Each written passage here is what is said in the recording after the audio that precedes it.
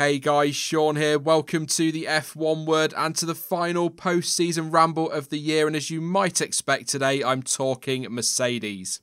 Before I get onto that though, I just want to pop a quick reminder in at this point that these videos were never intended to be season reviews or statistical deep dives or anything like that. Just short videos with a few of my thoughts on how I think each team and driver got on in 2020. Most of you I'm sure get that by now, but it's always nice to reiterate it. Right then, how do I sum up Mercedes' season? Saying it was dominant is a start and a bit of an understatement, but you can also throw record-breaking in there too. I'd say unbelievable, but I think we're kind of past being surprised when Mercedes rock up and dominate a season. They're just unstoppable right now. This year, the drivers started on pole at all but 2 events and won all but 4 of the races, and in the end, finished the season 254 points clear of Red Bull in second. I keep saying this on streams, but to be fair, the Constructors was realistically wrapped up by the teams arrived at Silverstone, and the same could be said about the Drivers' title following the Belgian Grand Prix. It is hard to know what to say, quite frankly, because it'll just be me repeating what I've said for the last 3.5 years the channel has been around. They're in a league of their own, and are a prime example of what can be achieved when you have a whole team pulling in the same direction. And aside from the odd pit stop cock-up, they always seem to have everything under control. And that has all resulted in a phenomenal 7 back-to-back titles in a row, so a massive congratulations to them for that. And I'm sorry, but I'll be honest, although I think Red Bull will take a step forward in 2021, I fully expect we'll be talking about 8 in a row this time next year. I know the comments will fill with the usual, they're ruining F1 line, but as I always say, that frustration should be aimed at other teams for not building a car capable of taking the fight to them. Mercedes' job is not to try and build a bad car so Red Bull or Ferrari can keep up. It's to build a car that can win races and titles, and they're doing exactly that. Lewis Hamilton has also been unstoppable this year, picking up 10 poles, 11 wins, a total of 14 podiums, 6 fastest laps, and racking up 347 points. All of that in a 16-race season, of course missing 1 Grand Prix due to COVID. Just like the team, in a league of his own, and actually if we remove Bottas' points tally, Hamilton scores enough points on his own to win the Constructors for Mercedes. Of course, that's just removing the points and doesn't redistribute them. And maybe it says just as much about Bottas and Albon's seasons than it does Hamilton's. So it is a bit of a useless stat, but still well worth a mention. He also, for the record, ended up 124 points clear of his teammate come the end of the season. His averages are staggering as well, to be fair. In quali, it was 1.68 and races were 1.87. What can you say, really, other than dominant? In fact, so dominant he was even able to win on 3 wheels at Silverstone.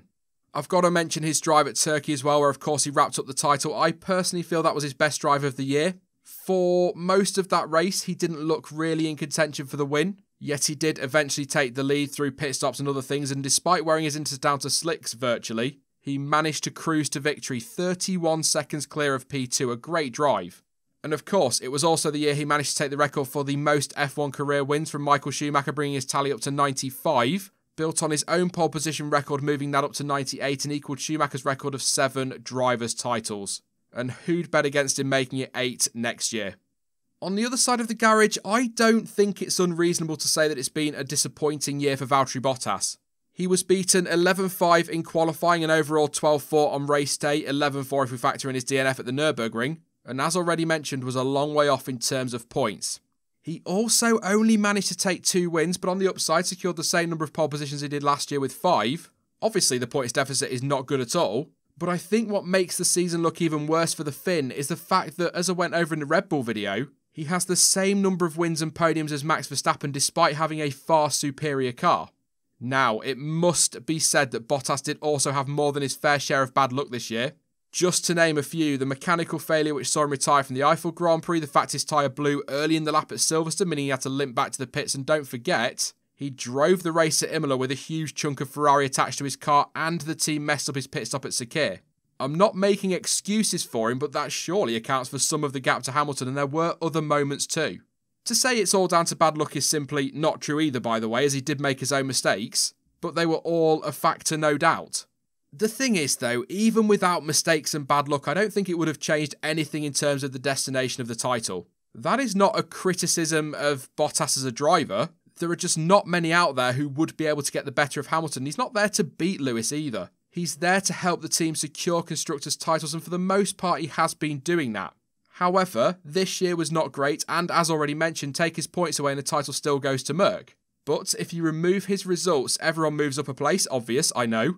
But the point is, whether he's keeping up with Hamilton or not, he's there most of the time backing up Lewis and making sure those points don't go elsewhere. I hope you get what I'm saying there.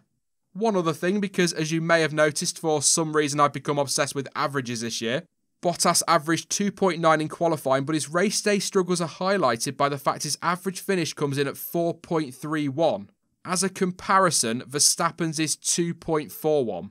So he seems to have stepped it up on a Saturday, but next year he must improve on a Sunday. And for the record, and I know this annoys people because every time I talk about Bottas I feel I need to stick this disclaimer in, but apparently I have an agenda. Anyway, I have no issue with Bottas whatsoever. I'm just desperate for him to challenge and take the fight to his teammate because quite frankly somebody needs to, and he is best placed to do so and give us some sort of a title battle. Come on, Valtteri.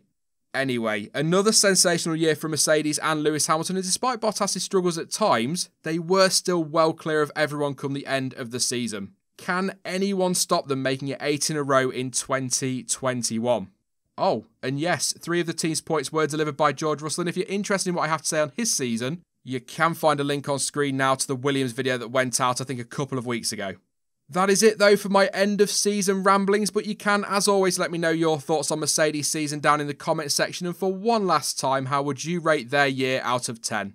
Now, I'm going to go and take some time off, and so I will be back in a couple of weeks with some new content. I just want to take this opportunity though to say a massive thank you for your support this year, particularly during those awkward few months while we waited for the season to get started. I always appreciate your support, but back then I appreciated it more than ever. And I hope you've all had a great holiday season, or at least made the best of it. It's been a tough year for all of us. Hopefully, things will be on the up in 2021.